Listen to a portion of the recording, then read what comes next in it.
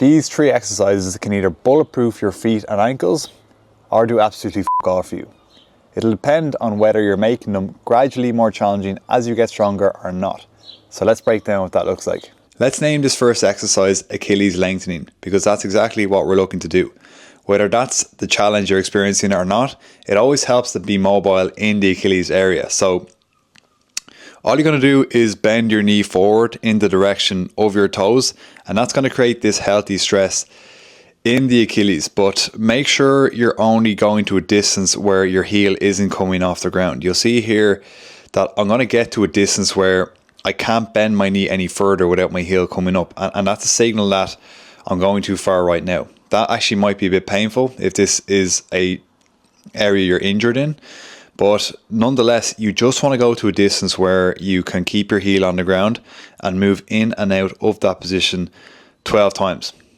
What will happen over time is that stretching this area and putting healthy stress on it is going to allow that knee to travel further and further as the Achilles loosens out.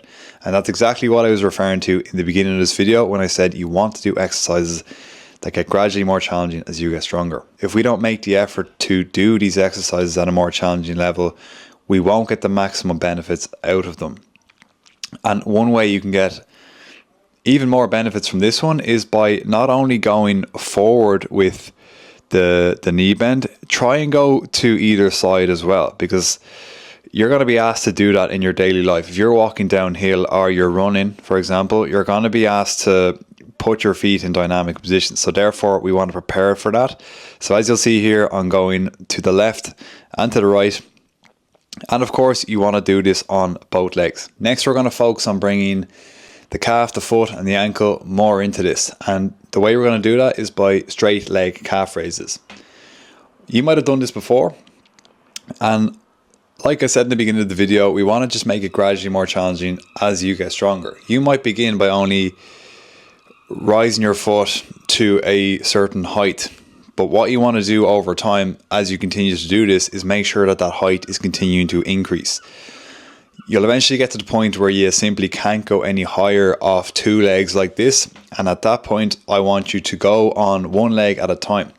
Once again, you might feel that you can't go that high in the beginning, and that's fine. The only thing you want to focus on is making sure you get slightly higher. So in this case, when you get to the point where you're going higher and higher over time, we want to keep that principle in mind. How do we make this more challenging? How do we get stronger? And the way you would do that is by adding a height. So as you see here, my foot has to travel a little further down when I step on this plate. That's giving a really nice stretch to the Achilles, and it's just challenging that foot and ankle plus calf far more. Once again, eventually you will get to the point where this is easy. You've become strong enough and you'll want to further bulletproof those areas. And what you're going to do at that point is add a little bit of weight. So again, you don't want to add weight if you cannot perform this movement with the same quality you could at the easier levels. So always make sure that that your quality of movement is coming with you through those levels that are a little more difficult. But you probably guessed it, what you're going to do as that becomes easier and you become stronger is add even more weight.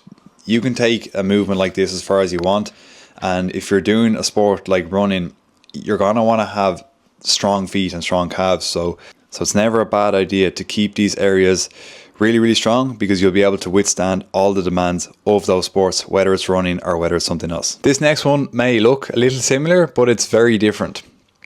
And what we're doing here is actually targeting a completely different area of the calf that's often overlooked.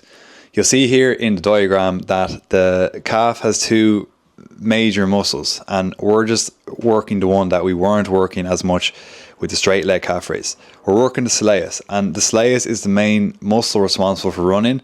It's one of the first muscles to atrophy as you get older, so it's certainly worth keeping this active, whether you're a runner or whether you just want to maintain your muscle as you get older. This might feel a little awkward at first because you're looking to keep your knees bent while your feet move up and down like this. what generally happens when someone first begins doing this is that their knees snap back like this.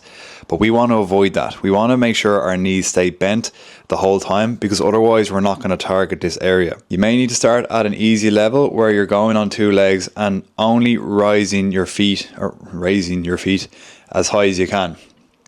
Of course, as you practice this and we stick to our rule of making the exercise gradually more challenging, your feet will be able to travel higher, and we don't stop there. Once that becomes comfortable, you can start doing it off 1 leg. Again, only progress onto this more difficult level if you can maintain the quality, such as height and making sure that that knee isn't snapping back like I displayed. But like all these movements, you can continue to challenge yourself, and this is certainly worth challenging yourself more and more with if you are a runner. The way you would do this is by adding weight, continuing to keep the quality like I said, before adding more weight as you become stronger and stronger. Another way you can challenge yourself is by doing this off a platform, which will mean your foot has to travel a little further down. And I hope at this point you're starting to see that these are more than just exercises.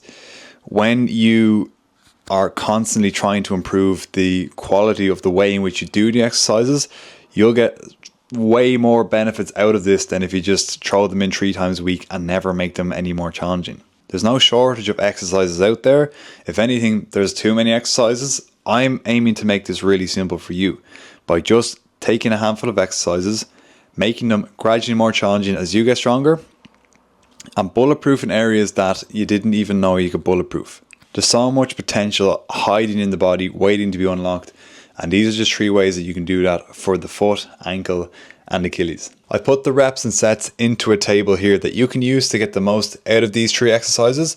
And make sure you stay tuned for the next video, where it's going to be a similar format to this, but it's going to focus on shoulders and how you can unlock the potential hiding in your shoulders and your upper back. But once again, guys, that's only going to happen if you make the exercises gradually more challenging as you get stronger.